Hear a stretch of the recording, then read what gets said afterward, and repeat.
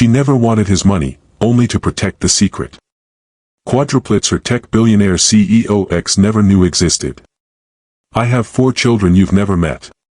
These 7 words shattered Mateo Rivera's world as he stood frozen, staring at the woman he'd walked away from 15 years ago.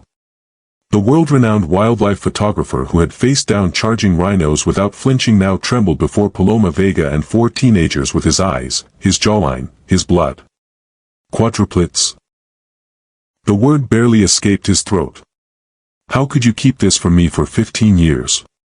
Fire flashed in Paloma's dark eyes. They were keeping us alive for 15 years. The same people who threatened to destroy everything we built would have used our children as weapons against us both.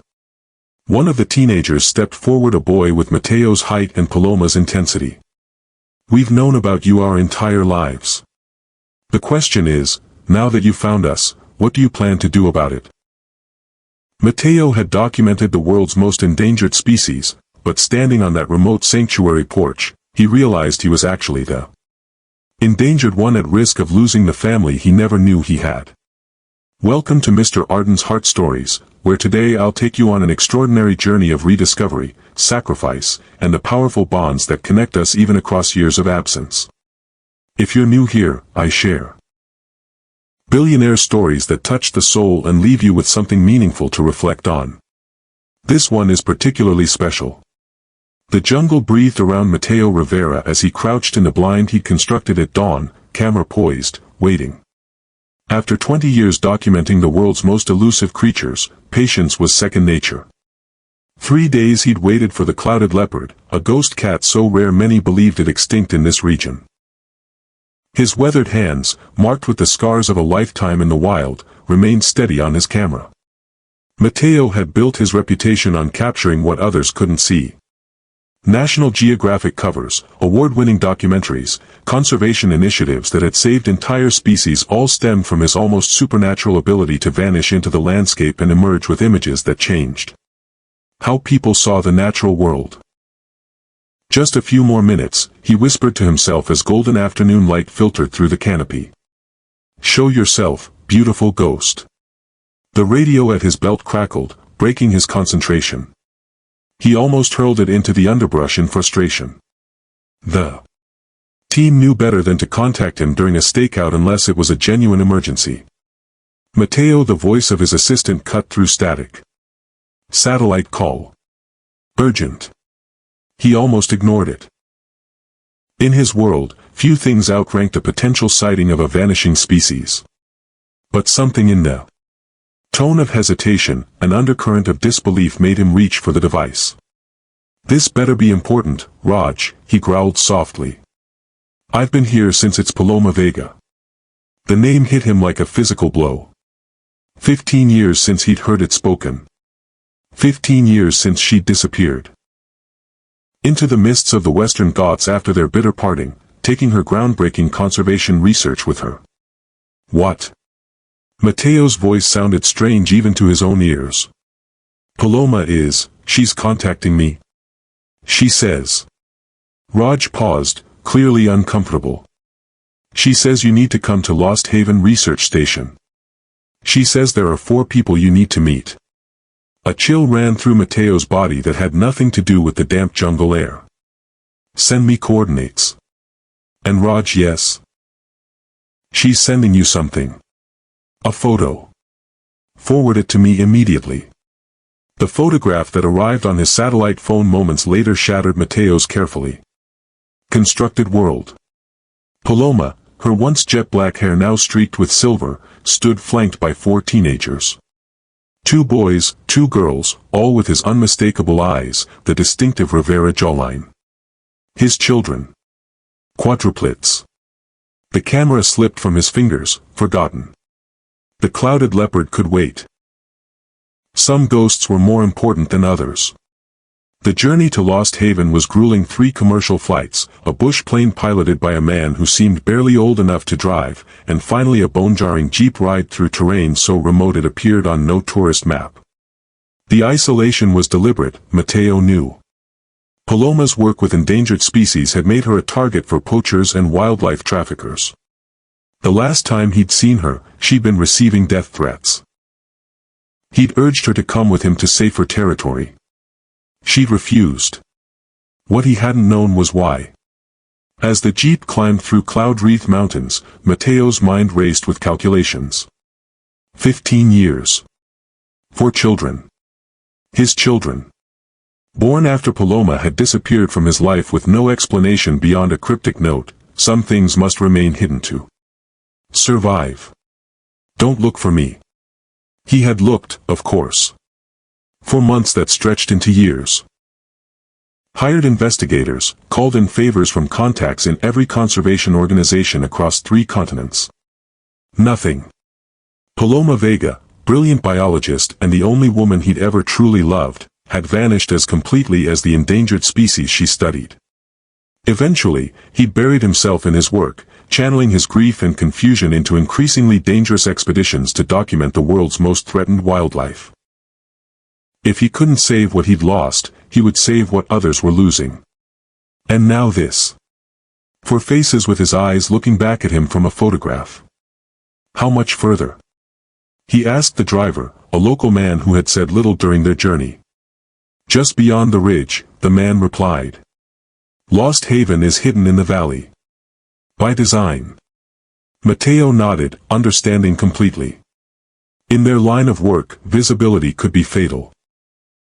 He and Paloma had learned that lesson the hard way when they'd exposed Meridian Industries' wildlife trafficking operation 15 years ago. The threats had been explicit: stop the investigation or face consequences. Neither of them had stopped. But they'd taken different paths in the fight. Lost Haven materialized from the mist like something from a dream, a collection of sustainable structures nestled among ancient trees, solar panels glinting in rare patches of sunlight. A place built to leave no trace while protecting those within. If you're finding this story as captivating as I do, take a moment to hit that like button. It helps others discover these meaningful stories too. And leave a comment with the word found if you've ever experienced a life-changing reunion or rediscovery. Your stories matter to this community. As Mateo stepped from the jeep, legs stiff from travel, his heart hammered against his ribs. For a man accustomed to tracking elusive creatures, he suddenly found himself the one being watched. He could feel eyes on him from various points around the compound, security cameras disguised as nesting boxes, observation posts concealed in the trees. Then he saw her. Paloma stood on the main building's porch, arms crossed, her stance wary but unbowed. She'd always been the stronger of the two of them, though he'd been too proud to admit it. You found us, she said simply. No greeting, no warmth. You called me, he countered, his voice rougher than intended. They stared at each other across 15 years of absence. Paloma had aged, of course, as had he, but there was something more of a hardened resilience in her eyes that spoke of battles fought alone, of responsibilities carried without help. Her once flowing black hair was cut practically to her shoulders, streaked with premature silver. She wore simple field clothes, sturdy and functional. Nothing like the vibrant researcher he'd known, who would wear brightly colored scarves even in the deepest jungle. 4 figures emerged from behind her, moving with the confident grace of those raised in the wilderness. They watched him with a mixture of curiosity and suspicion, these strangers with his blood. You told them about me? Mateo asked, unable to take his eyes off them. Of course I did. Paloma's voice held a hint of indignation. I never lied to them. They know exactly who you are. But not where I was. Fire flashed in her dark eyes. No. That was the point. That was the deal. What deal? Mateo stepped forward. I never agreed to the deal I made with myself, Paloma cut him off. To keep them alive. The oldest-looking boy stepped forward. He had Mateo's height and build, but Paloma's intensity. I'm Kai, he said, his voice deeper than Mateo expected. This is my sister Luna. He gestured to a girl with braided hair and cautious eyes who offered a slight nod. And the twins, Teo and Celine. The second pair were clearly the younger set, though only by minutes according to the stunned calculations Mateo was making. The boy, Teo named for him, he realized with a jolt, offered a hesitant smile, while Celine merely studied him with analytical precision. Why now? Mateo asked Paloma, the question encompassing 15 years of absence. She hesitated, glancing at the children. Inside. Please. The main building was a marvel of sustainable architecture, bamboo and reclaimed wood, open to catch the mountain breezes yet secure. The walls were lined with research equipment, specimen samples, and hand-drawn maps. A life's work. Once the teenagers had reluctantly left them alone, Paloma turned to him, her professional composure cracking slightly. They found us, she said quietly. Who? Meridian Industries. The name hung between them like poison. They're expanding into the valley. Their surveyors were here last week. It's only a matter of time before they realize who we are, who the children are. Meridian. The resource extraction company whose illegal wildlife trade they'd exposed together, whose executives had sworn to destroy them both. The organization whose threats had driven them apart 15 years ago. You hid them from me to protect them, Mateo said slowly, the pieces falling into place. To protect all of you, Paloma corrected. If they had known about the pregnancy, about the children, they would have used them as leverage. The realization hit like a physical blow. They would have come after me to get to you and the research. And you would have let them, Paloma said softly. To keep your children safe. You would have given them everything we fought for. She was right. He would have. The Sentinel Protocol, Mateo remembered suddenly. Their code name for the emergency isolation plan they developed during the height of the threats. You implemented it permanently. For them. Paloma nodded. It was the only way. Complete disconnection. A new identity. A place so remote even you couldn't find us. But I could have helped, Mateo protested, the lost years suddenly an unbearable weight. I could have been their father. You are their father, Paloma said. They know everything about you. Your conservation work, your photographs, the species you've helped save. They've grown up with your books on our shelves. Books, Mateo repeated, the word hollow. Not me. A sound at the doorway made them both turn. Celine, the quietest of the four, stood watching them with intense eyes. The Red Wolf Pack is moving through the North Valley, she said, addressing her mother but watching Mateo. I've been tracking them since dawn. Their hunting patterns have changed. Paloma's demeanor transformed instantly from emotional to professional. Show me the data. Mateo followed them to a room filled with tracking equipment and wildlife monitoring systems. Celine moved to a computer with the confidence of someone born to it, pulling up thermal imaging maps. See here. She pointed to a series of heat signatures moving through dense forest. They've altered their route to avoid the new construction zones. It's pushing them into territory already claimed by the mountain lions. Mateo watched in amazement as his 15-year-old daughter expertly analyzed predator behavior patterns that would challenge most doctoral students. Paloma caught his expression and something softened in her eyes. Celine is our tracking expert, she explained. She can read animal movement like most people read books. Got it from you, Celine said quietly, glancing at Mateo. The simple acknowledgement stole his breath. They knew him. Not just of him, but elements of him they recognized in themselves. I wonder how many of you are relating to this moment, the profound realization that parts of us live on in others, even when we're absent. If this story is resonating with you, tap the like button and share a heart emoji in the comments. Let me know you're here, experiencing this journey with me. Over the next hours, Mateo was introduced to the extraordinary world Paloma had built. Kai led the sanctuary's security and terrain management, his innate understanding of landscape and defensible positions making him the natural guardian of their hidden world. Luna, with her gift for languages and anthropology, was their liaison with the indigenous communities whose lands bordered the sanctuary. Teo was the engineer and problem solver, constantly building and improving their sustainable systems. And Celine watched the wildlife with Matteo's eyes, tracking and protecting creatures most humans would never see. In the conservation lab, Kai demonstrated their perimeter security system, a network of sensors disguised as natural elements throughout the forest.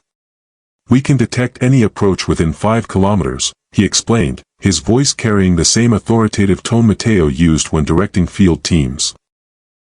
The system alerts us to unusual movement patterns and distinguishes between animal and human intrusion. You designed this? Matteo asked, studying the sophisticated setup. Initial concept, Kai replied with a hint of pride. Teo built most of the hardware. Celine calibrated it to ignore normal wildlife patterns. Family project, Matteo said softly. Kai's eyes so much like his own studied him carefully. We've had to be self-sufficient. The implied criticism wasn't lost on Matteo. In another building, Luna showed him their communication center, where she coordinated with indigenous communities surrounding Lost Haven. These territories have been protected by local tribes for generations, she explained, indicating areas on a detailed map. We've formed alliances based on mutual conservation goals.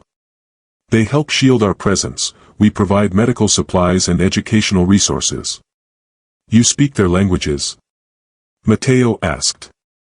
Luna nodded. 7 local dialects fluently, 3 more conversationally.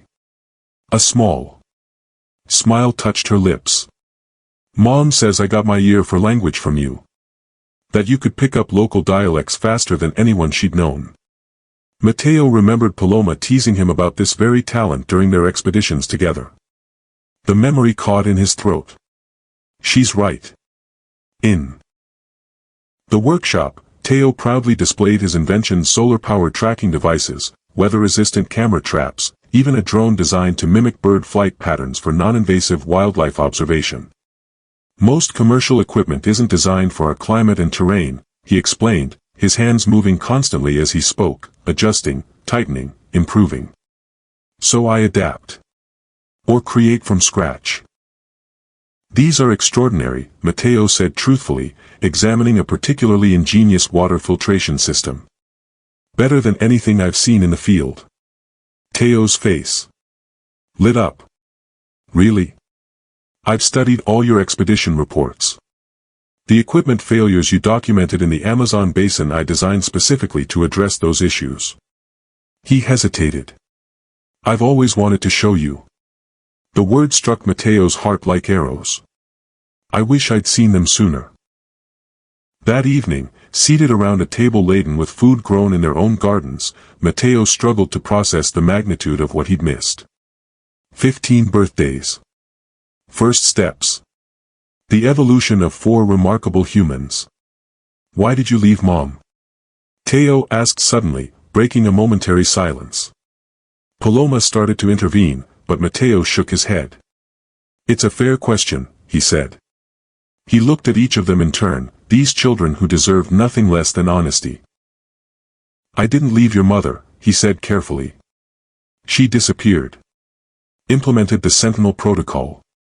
But, he added, seeing their confusion, I made it necessary. I refused to stop my work exposing Meridian's wildlife trafficking. The threats were escalating. I thought he met Paloma's eyes across the table. I thought if I kept fighting publicly, drawing their attention to me, she would be safer continuing her research in secret. What he's not saying, Paloma added quietly, is that he made himself a target to protect our work. When I discovered I was pregnant, the calculation changed. For lives, not just mine. 4. Matteo's question hung in the air. You knew immediately. The ultrasound at 8 weeks showed quadruplets, Paloma explained. It was unexpected. Would it have changed things? Kai asked, his eyes Matteo's eyes penetrating. If you had known about us? Matteo considered the question with the honesty it deserved. I would have wanted to, he finally said. But your mother made the right choice. I was arrogant then, convinced my approach was the only way. I would have compromised your safety. But you're here now, Luna spoke up, her quiet voice holding a question. I am, Matteo confirmed. And I'd like to know you, if you'll let me. Four pairs of eyes evaluated him with varying degrees of skepticism and hope. It was Celine who broke the silence. There are field journals, she said. Mom kept records. About us. About you. Paloma looked startled. You know about those? We all do, Kai admitted. We found them years ago. Later, when the children had retired to their quarters, Paloma led Matteo to her research office. From a locked cabinet, she retrieved a series of leather-bound volumes. These aren't what you think, she warned. They're scientific documentation. The developmental impact of an isolated upbringing in proximity to wilderness. The cognitive and emotional patterns of quadruplets raised in a non-traditional setting. They're the story of my children's lives, Matteo said simply. Paloma nodded reluctantly. You can read them here. They don't leave this room. He spent the night immersed in Paloma's meticulous records, emotions oscillating between wonder and grief. Her scientific observations were interwoven with raw humanity. Field Note 117, the infants display distinct sleep patterns already. K remains alert longest, watching the doorway. L vocalizes most frequently.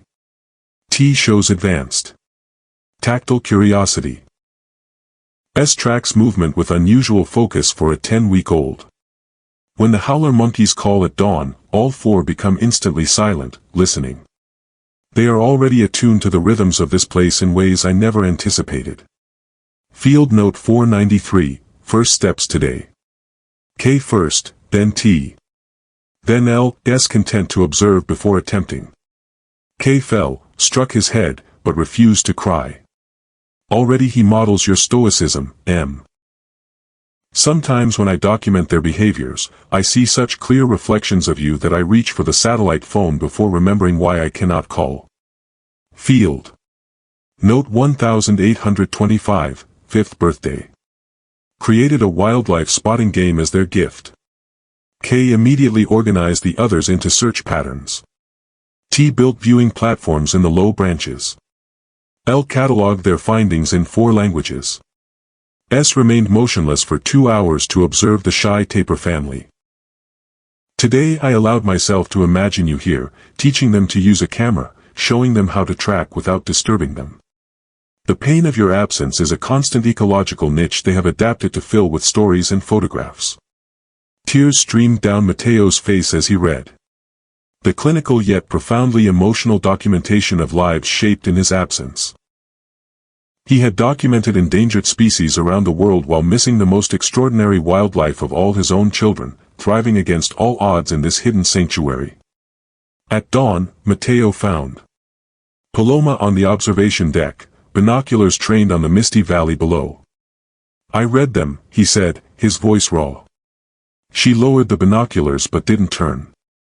And you did the impossible, he said. You kept them safe, educated, and connected to both worlds, mine and yours.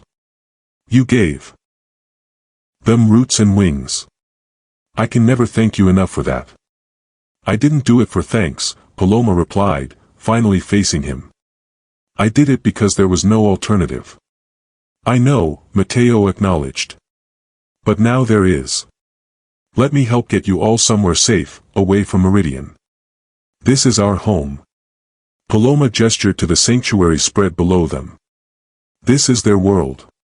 The animals they protect know them. The research we've compiled over 15 years is irreplaceable. We can't just leave. Then we fight, Matteo said with sudden certainty. Not by running or hiding. Together. The rising sun illuminated Paloma's face, highlighting the strength and determination that had allowed her to raise 4 children in isolation while conducting groundbreaking research. For a moment, Matteo saw the woman he had known brilliant, fierce, unstoppable. How?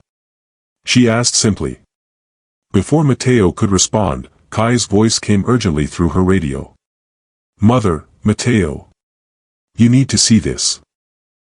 They found all 4 teenagers clustered around satellite imagery displays in the main lab. Teo manipulated the controls, zooming in on a section of forest several kilometers from the sanctuary. Meridian's advanced team, he explained, pointing to heat signatures moving along a newly cleared path. They're not just surveying. They're setting up a base camp. Heavy equipment arrived during the night. They're moving faster than we anticipated, Paloma said, her professional calm masking the fear Mateo could sense beneath. There's more, Luna added, pulling up a document on another screen. I found this in their publicly filed permits. They're not just looking for mineral deposits. They're establishing a wildlife processing center.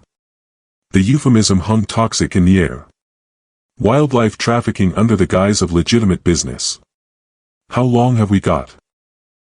Mateo asked, already thinking like the tactician he'd become during his years documenting poaching operations.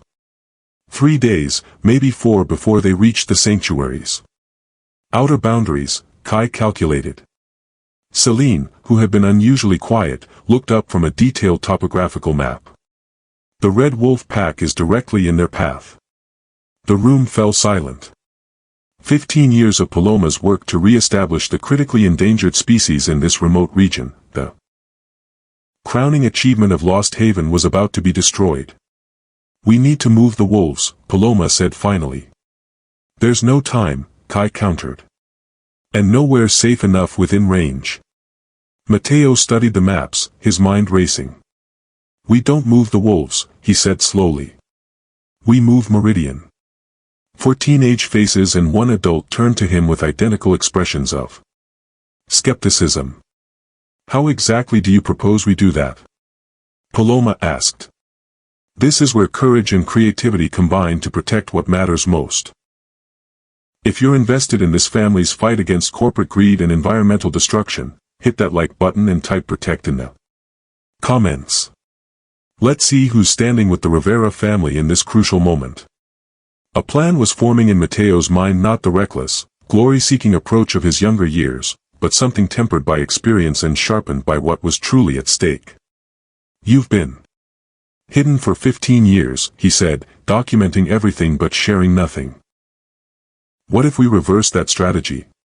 What if, instead of running from Meridian, we made this sanctuary too visible for them to touch? Paloma frowned. Exposure is what we've been avoiding since.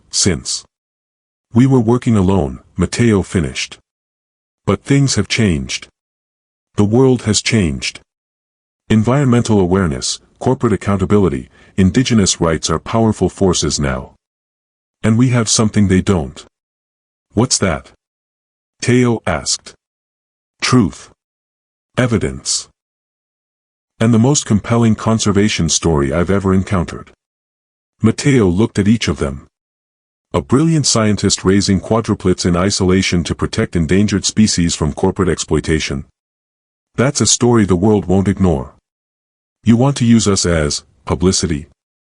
Kai's voice held a note of disgust. No, Mateo said firmly. I want to use Meridian's own tactics against them.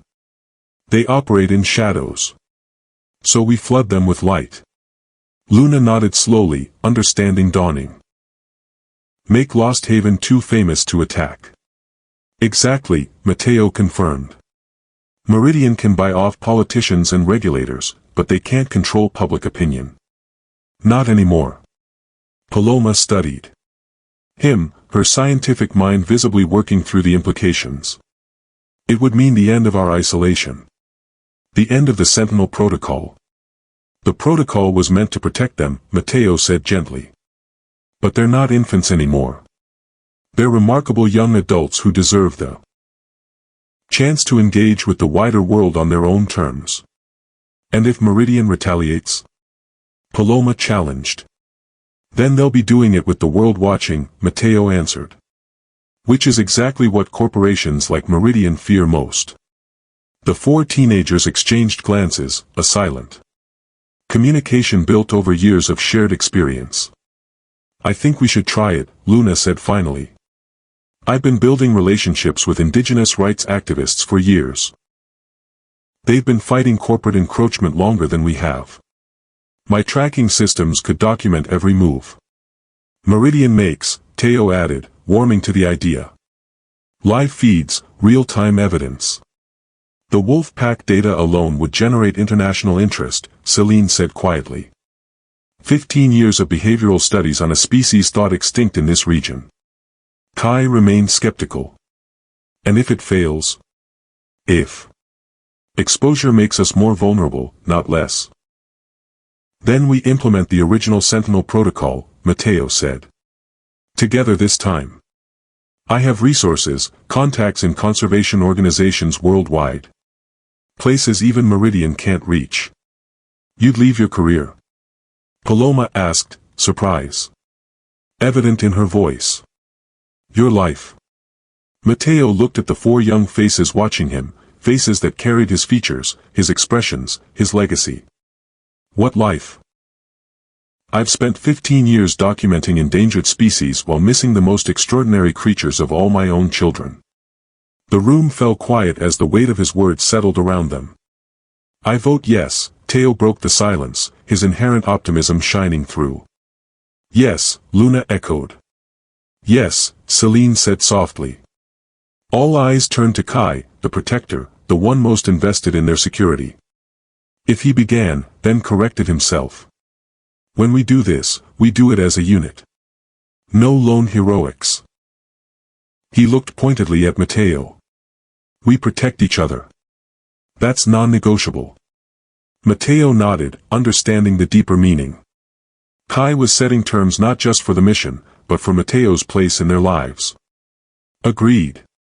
Then yes, Kai concluded. Paloma looked at each of her children, then at Matteo. It seems the eyes have it, she said, a hint of her old humor surfacing. Operation Visibility begins now. Over the next hours, a strategy emerged that combined all their strengths. Matteo would use his international platform and connections to bring worldwide attention to Lost Haven's groundbreaking research. Luna would activate her network of indigenous contacts to establish territorial claims that would require legal navigation. Teo would enhance their perimeter monitoring systems to document any Meridian incursions. Kai would secure the sanctuary itself. And Celine would ensure they had compelling wildlife documentation to capture public interest. They thrive in shadows, Matteo explained as they finalized the plan. So we flood them with light. That night, as preparations accelerated, Matteo found Celine alone in the tracking room, monitoring the wolf pack's movements. May I? He asked, gesturing to the empty chair beside her. She nodded, not looking away from her screens. For several minutes they sat in silence, watching the ghostly thermal images of wolves moving through darkness. I understand them, Celine finally said. The wolves. How they think. How they move. Mom says I get that from you. Your mother gives me too much credit, Matteo replied gently. She keeps all your books, Celine continued as if he hadn't spoken. The photography ones. The conservation journals. Everything with your name on it. She made sure we knew who you were, even while keeping us hidden from you. The simple statement hit Matteo with unexpected force. I would have come if I'd known, he said, his voice rough with emotion. Would that have been better? Celine asked, genuinely curious rather than accusatory. For all of us. The question stopped him. The immediate, emotional answer was yes. But the truth, as he was learning, was more complex. I don't know, he admitted. I'd like to think I would have made the right choices. But looking at you, at all 4 of you and what your mother has accomplished here, I can't say my presence would have improved on perfection. Celine considered this, then pointed to a particular wolf on the screen slightly smaller than the others, but moving with distinctive purpose. That's Shadow. She was separated from the pack as a pup. During a storm. By the time we found her, she had survived alone for 3 weeks. Against impossible odds. She finally turned to look directly at Matteo. Mom says adaptation is the highest form of intelligence. Maybe that's what all of us did. Adapted to what was. The wisdom in her words left Mateo humbled. And now? He asked softly. Can we adapt again? To what could be? A hint of a smile touched Celine's lips, the first he'd seen from her. That's what we're going to find out. The following days passed in a blur of strategic activity. Mateo activated every contact in his considerable network: conservation organizations, media outlets, scientific institutions. Paloma compiled 15 years of revolutionary research into shareable formats. The teenagers moved with purpose, each applying their unique skills to the mission. My editor at National Geographic is ready to run a feature, Mateo told Paloma as they worked late into the night. The reintroduction of red wolves, thought to be extinct in this region alone, is front-page material. Add in the research on interspecies dynamics, the sustainable architecture of Lost Haven, and the human interest angle, Paloma added softly. The 4 children were raised in isolation to protect them and the work. Mateo paused, looking at her. Are you sure about that part? We could keep them out of it. Paloma shook her head. It's their decision. They've voted to tell the full story. No more hiding. In the communications hub, Luna had been working her own networks. The tribal council has officially filed ancestral land claims that overlap with Meridian's permits, she reported. Their legal team is seeking an emergency injunction based on sacred site desecration. Will that hold up? Kai asked. It doesn't need to hold forever, Luna explained.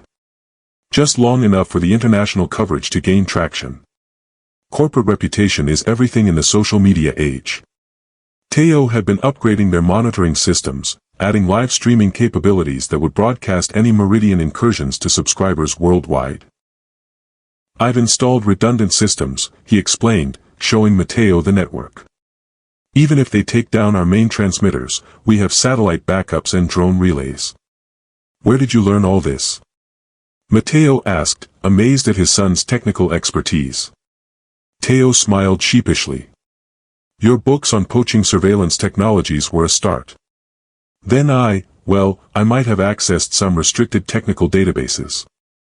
He hacked government satellites, Kai clarified with a hint of pride. Only for educational purposes. Teo protested.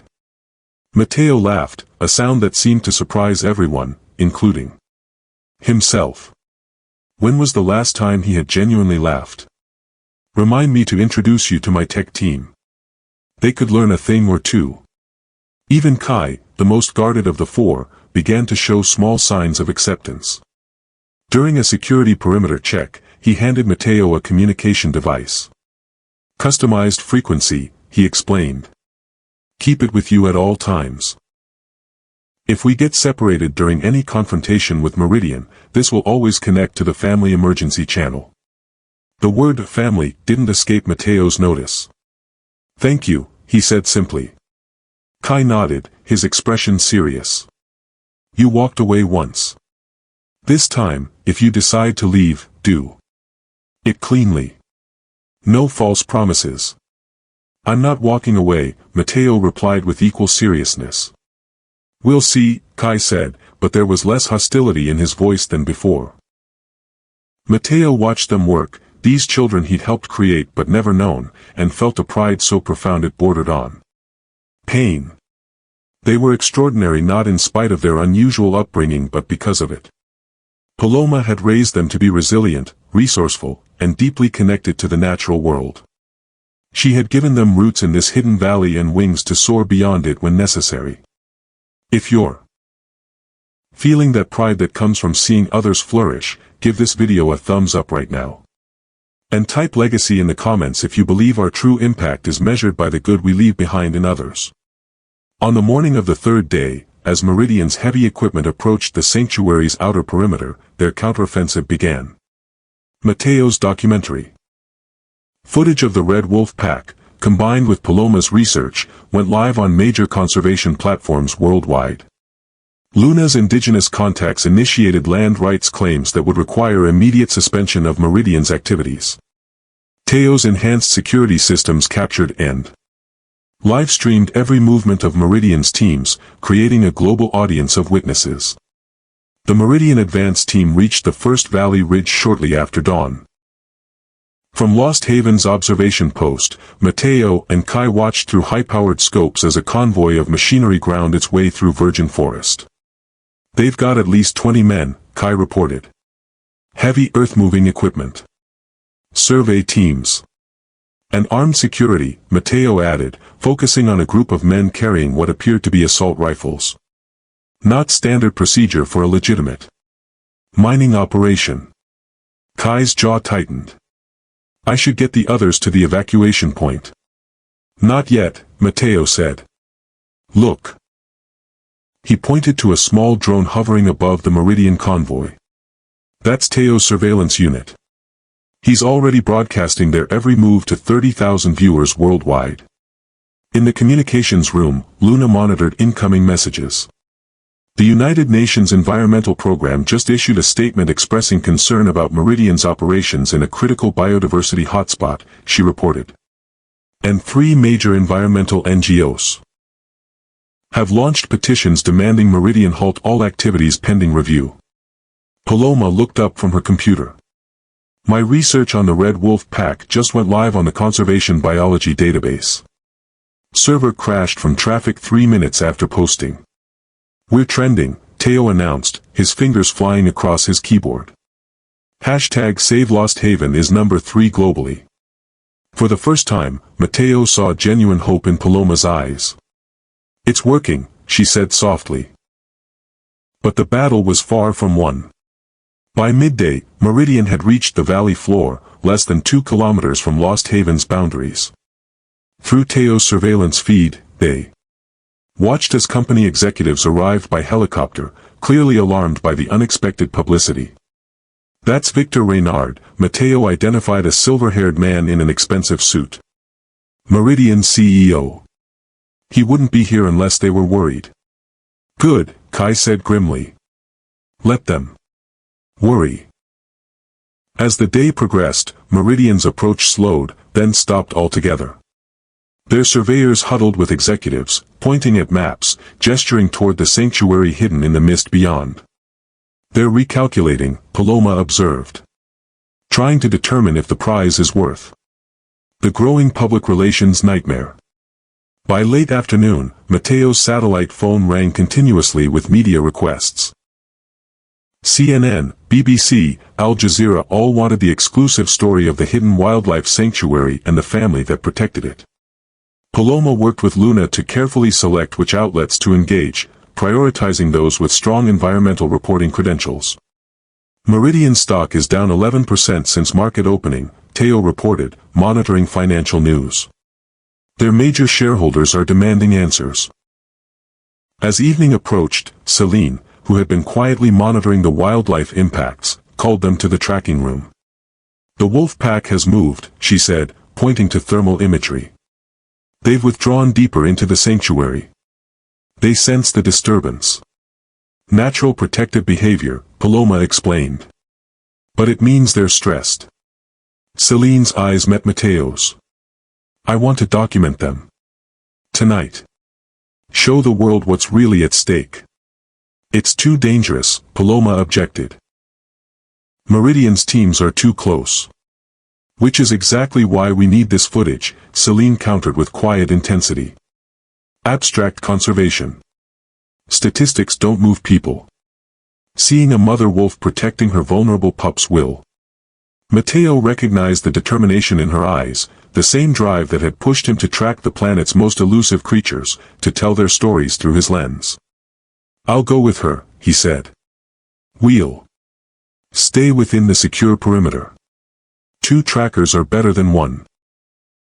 Paloma looked between them, seeing the unmistakable connection. "Back before dawn," she said finally. "And Kai sends a security drone with you." Under a canopy of stars, Mateo followed his youngest daughter through the nighttime forest. Celine moved with a silent grace that surpassed even his own considerable tracking skills, each step placed with intuitive precision. They didn't speak, no words were necessary in the language of tracking they both understood instinctively. After an hour of steady progress, Celine raised a hand, signaling a halt. Ahead, in a sheltered ravine, the thermal imaging equipment revealed the wolf pack gathered around their den. "Shadow is anxious," Celine whispered, indicating the smallest wolf, now visibly pregnant.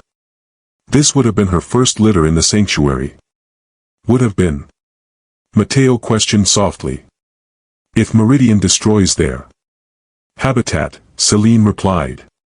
"Wolves don't reproduce when under extreme stress. They prioritize survival over continuation." They set up their equipment with practiced efficiency, Celine expertly positioning passive infrared cameras that wouldn't disturb the wolves with artificial light. Watching her work, Mateo felt a complex emotion he couldn't immediately identify. It was pride, yes, but something more, a sense of continuity, of seeing his own passion and skill magnified and improved in the next generation. "You're extraordinary at this," he said quietly as she calibrated a sensitive microphone to capture the pack's vocalizations. "Better than I was at twice your age." Celine glanced at him, her expression unreadable in the darkness. "Mom says I'm like you. That I see what others miss." "Your mother always saw more clearly than anyone," Mateo replied. "She recognized your gift before you could even focus your eyes. It's in her journals."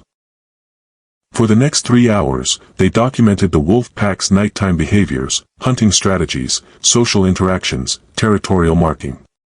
Through Teo's satellite uplink, the footage streamed live to conservation platforms worldwide, narrated by both Celine and Mateo, their voices weaving together in a seamless educational commentary that highlighted the wolves' intelligence and complex social structures. As dawn approached, painting the eastern sky with gentle light, Celine turned to Mateo. "Thank you," she said simply. "For what?" "For seeing me," she replied. "Not just as your child, or as a part of a group of 4, but as me." The words pierced Mateo's heart. How had Paloma managed this miracle, raising quadruplets who each felt individually seen and valued while growing up in total isolation? "I should be thanking you," he said, his voice rough with emotion, "for allowing me this glimpse into your world." Celine considered this, then offered a rare, full smile. "Perhaps it could be our world now." By the time they returned to Lost Haven, the sanctuary was bustling with activity. Overnight, their story had exploded across global media. Teo met them at the perimeter, his face alight with excitement. "The wolf footage has over 3 million views already," he reported. "And Meridian just issued a statement saying they're re-evaluating their development plans in light of new ecological data. Translation, they're looking for a face-saving way to retreat," Luna added, joining them. Inside the main building, they found Paloma and Kai in the communications hub, fielding calls from environmental agencies and conservation organizations worldwide. The United Nations Environmental Program wants to designate Lost Haven as a protected biosphere reserve, Paloma told them, her exhausted face brightening. And 3 major universities have offered research partnerships. "What about Meridian?" Mateo asked. Kai's smile was grim but satisfied. "Their equipment started moving out an hour ago. Their stock has dropped 17%. Shareholders are in revolt." "It worked," Celine said softly, almost disbelievingly. "It's working," Paloma corrected. "This is just the beginning." By nightfall, satellite trucks from international media outlets were attempting to navigate the remote roads to Lost Haven. Environmental protection agencies had issued emergency cease and desist orders against Meridian. The company's stock was in freefall as their wildlife trafficking connections emerged in irrefutable detail. Standing on the observation deck, watching the distant headlights of the media convoy winding toward them, Paloma turned to Mateo. "You've exposed them," she said softly. "And us." "I've exposed what deserves to be shared," he corrected. "Your research will save countless species. The children's future doesn't have to be in hiding anymore." Paloma was quiet for a moment. "I never thought of bringing the world to us," she admitted. "Only of keeping us from the world." You did what you had to do, Matteo said. You protected them. Now let's show them how to thrive beyond protection. As the sanctuary transformed from hidden refuge to globally recognized conservation center, Matteo found moments to connect with each of his children individually. He taught Kai advanced tracking techniques honed through decades in the field. He helped Luna document indigenous conservation methods that had never been formally recorded. He worked alongside Teo to design wildlife observation systems that were both effective and minimally invasive. And with Celine, he simply watched and waited, learning the language of patience she already spoke fluently. I know many of you watching understand the delicate balance of protecting those you love while helping them grow beyond that protection. If this resonates with you, hit the like button and comment balance below. Share this video with someone who might need to hear this message today. One evening, as Matteo and Kai conducted a perimeter check together, the conversation turned to the future. What happens when all this dies down? Kai asked, gesturing to the media encampment that had formed at the sanctuary's designated press area. When Lost Haven isn't headline news anymore, the attention will fade, Matteo acknowledged. That's inevitable. But the protection won't. The biosphere designation is permanent. The research partnerships ensure ongoing funding. Kai studied him carefully. And you? Will you stay? Or go back to chasing leopards across Asia? The question carried weight beyond its simple words. I'll go where I'm needed, Matteo replied honestly. Some assignments will take me away temporarily. But I'd like Lost Haven to be my base. My home. He paused. If that's acceptable to everyone. Kai was quiet for a long moment. You hurt her, he finally said. Mom. When you wouldn't stop your crusade against Meridian I did, Matteo agreed, not defending himself. She never said it, but we could tell. Especially as we got older and understood more. Your mother is the strongest person I've ever known, Matteo said. She built all this while I was taking pretty pictures of animals. Kai's laugh was unexpected. That's exactly what she'd say. When we'd see your books. Your father is off taking pretty pictures while we do the real conservation work. His expression grew serious again. But she'd say it with pride. She made sure we knew what your work meant. How many species you'd helped save. The revelation struck Matteo deeply. Even in his absence, Paloma had ensured he remained a positive figure to their children. I want to earn my place here, Matteo said. Not because of DNA, but because I contribute something valuable. To the sanctuary. To all of you. Kai considered this, then extended his hand. A formal gesture that carried immense meaning. We could use another experience tracker. Applications are open. Matteo took his son's hand, feeling the strength in it, the echo of his own grip. I'll submit my resume. With Luna, the connection formed through language and culture. Matteo joined her on visits to the indigenous communities surrounding the sanctuary, where his fluency in local dialects helped strengthen the alliances she had so carefully built.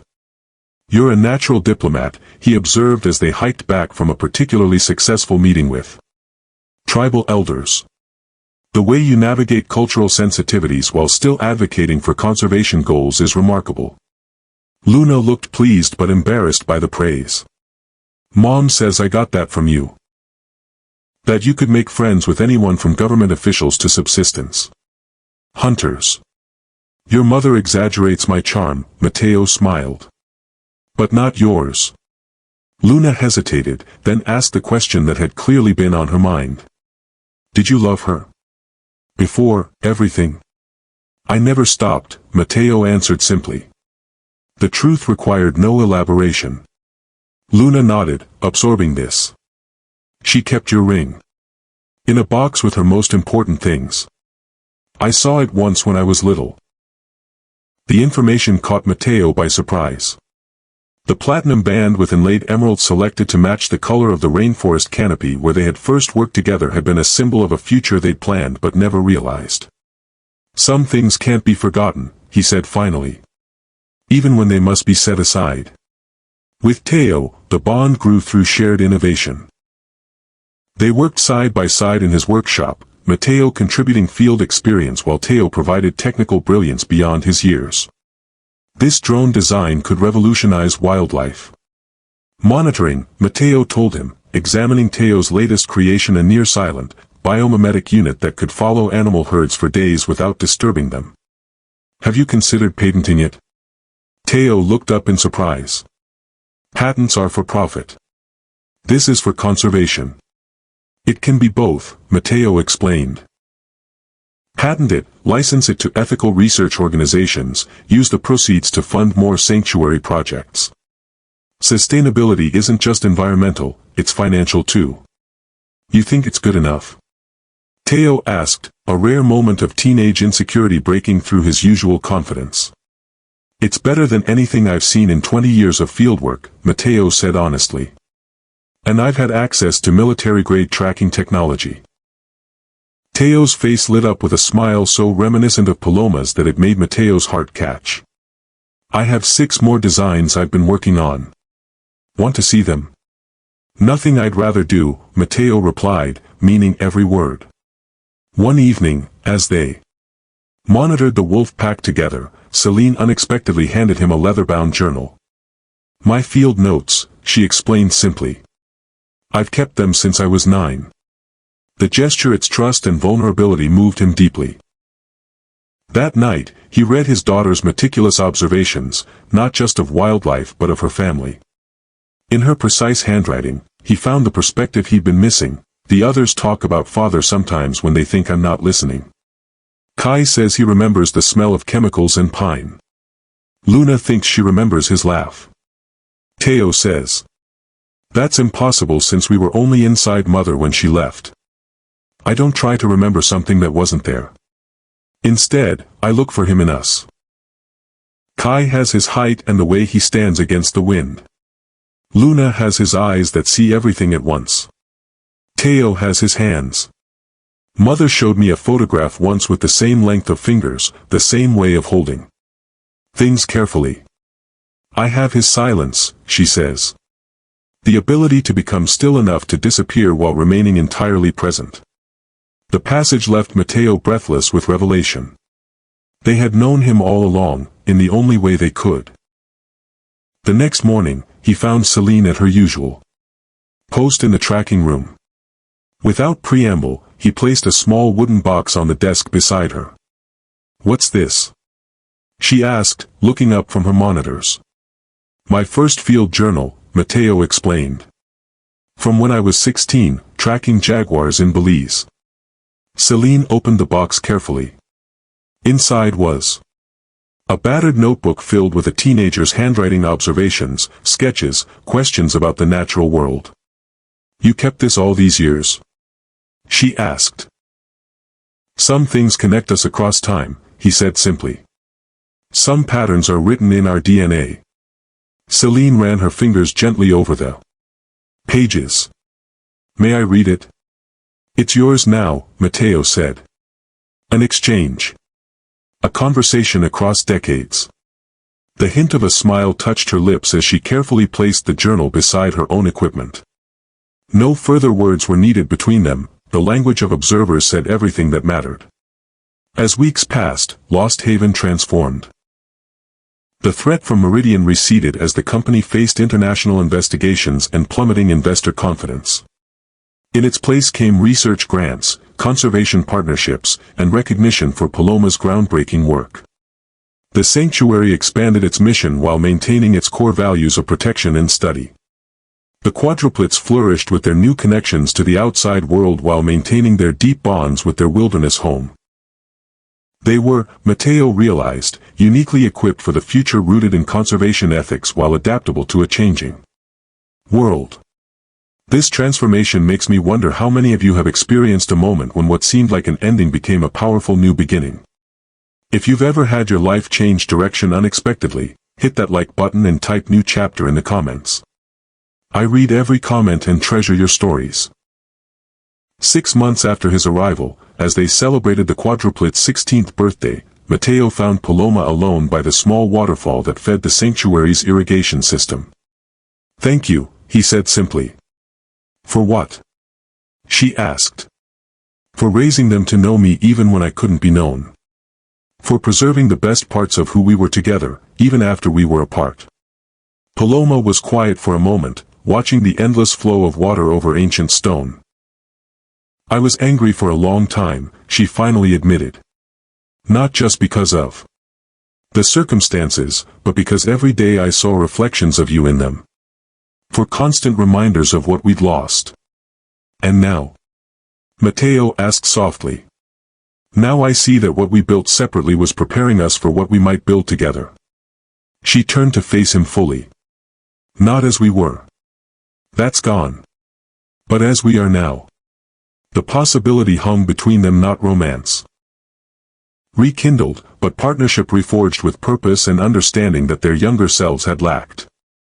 The celebration dinner that night was a blend of World's Paloma's scientific colleagues, Mateo's conservation network, and representatives from the indigenous communities that had protected Lost Haven's boundaries for 15 years.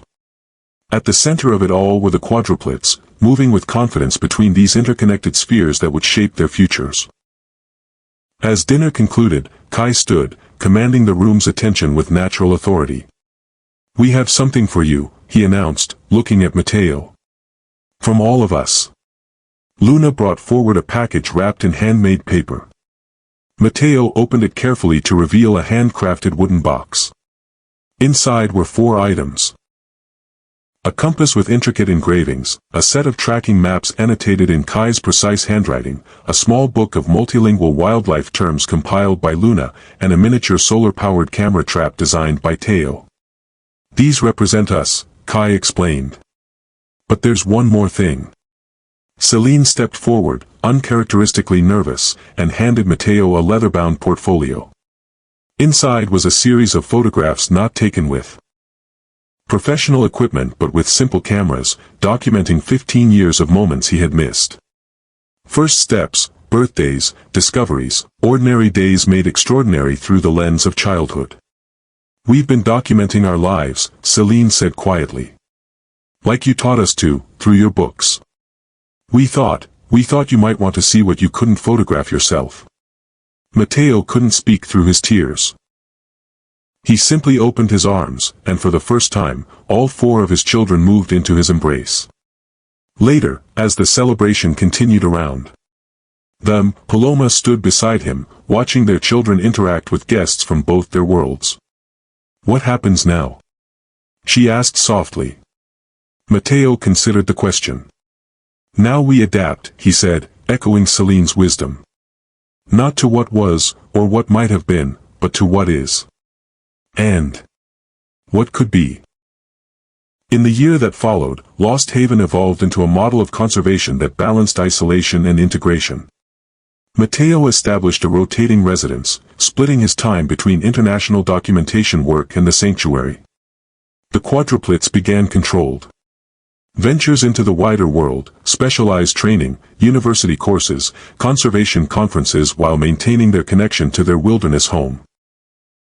Kai's natural leadership abilities flourished as he headed Lost Haven's expanded security and outreach program, training new conservationists in sustainable protection methods. Luna's linguistic talents took her to international forums where she became a powerful voice for indigenous conservation partnerships. Teo's inventions attracted attention from ethical technology firms, generating sustainable income streams that supported the sanctuary's growing mission. And Celine's tracking research, combined with Mateo's photography, created compelling documentation that continued to win protection for endangered species worldwide. On a bright spring morning, as Mateo packed for an expedition to document snow leopards in Mongolia, he found Paloma in her research lab. "I'll be gone in 6 weeks," he said. "Then back for Teo's engineering competition." She nodded, looking up from her microscope. "Celine wants to join you next time. For the Jaguar project in Brazil." The simple statement carried immense meaning. Trust. Collaboration. Future. "I'd be honored," Mateo replied. "She sees things even I miss." She's Rivera, Paloma said with a small smile. Seeing the invisible is what you do. The casual use of his surname applied to their daughter and the acknowledgement of shared identity warmed him more than he could express. As Mateo prepared to leave, all 4 teenagers gathered to see him off, a ritual they'd established over the past year. Kai handed him additional tracking data for the region. Luna offered linguistic notes on the local dialects. Teo provided upgraded equipment he'd modified specifically for high-altitude photography. Celine simply stood beside him at the jeep, her quiet presence a connection that required no words. "I'll be back," Mateo promised them. "We know," Kai answered for all of them.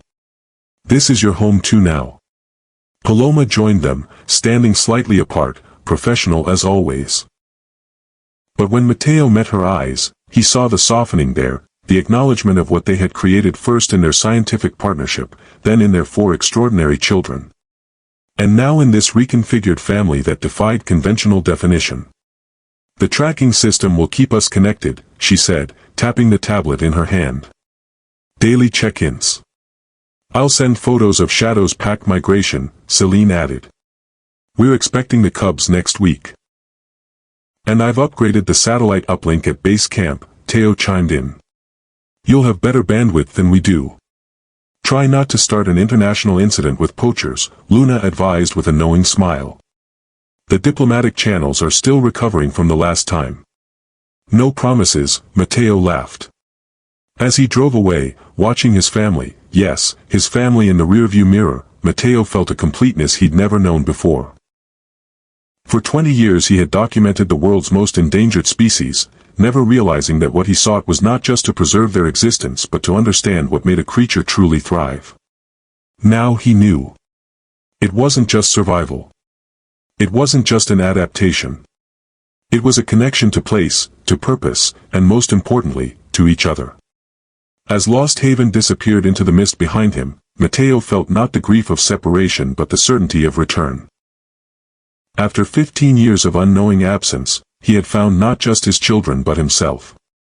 The world's most elusive creatures had been revealed, and they were magnificent beyond imagining. Home.